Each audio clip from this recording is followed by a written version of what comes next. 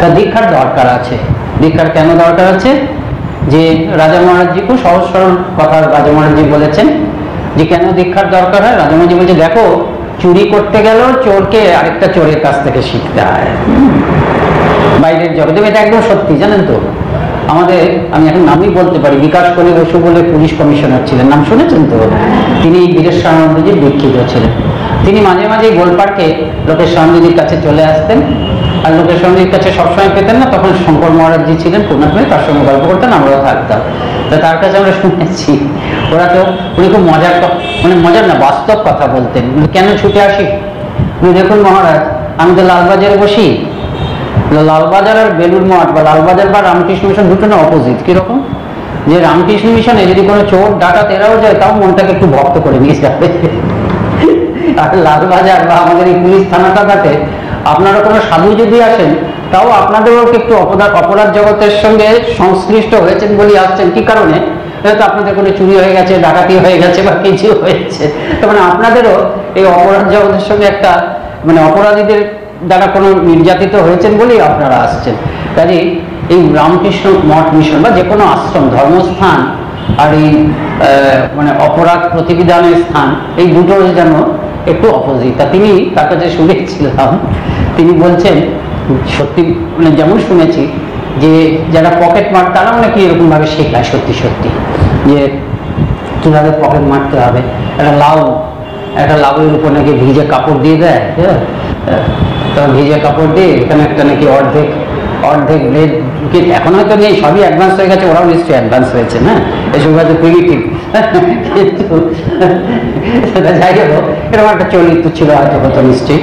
তা তাদেরকে বলা হবে, মানে শিক্ষা হচ্ছে যে পরীক্ষা বা শিক্ষা হচ্ছে যে তোমাকে ওই কাপড়টাকে কাটতে হবে, এমন ভাবে কাটবে, শুধু কাপড়টাই কাটবে, কিন্তু লাউয়ের খোসায় একটি দাগও পড়বে না।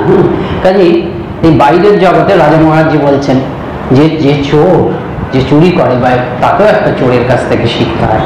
বাহ্য জগতের আমরা তো জানি বাইরে যে শিখতে হয়। কাজে এই যে আধ্যাত্মিক ব্যাপার, এটা তো শিখতে হবেই, এটা তো চোখে দেখা যাচ্ছে না। বীরেশ্বরানন্দজি মহারাজের কাছে দুজন গিয়েছিলেন দিল্লিতে, বোধ হয় তখন তিনি গেছিলেন দীক্ষা টিক্ষা দেবে।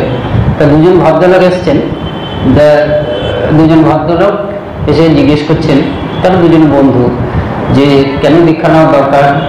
তখন উনি বলছেন যে ধরুন আপনি ডাক্তার, আপনার আরেকজনের কাছে ডাক্তারি শিখতে হবে না, কিংবা আপনি যখন গান শিখতে চান, আপনাকে আরেকজনের কাছে গান শিখতে হবে না, শিখতে তো হবেই।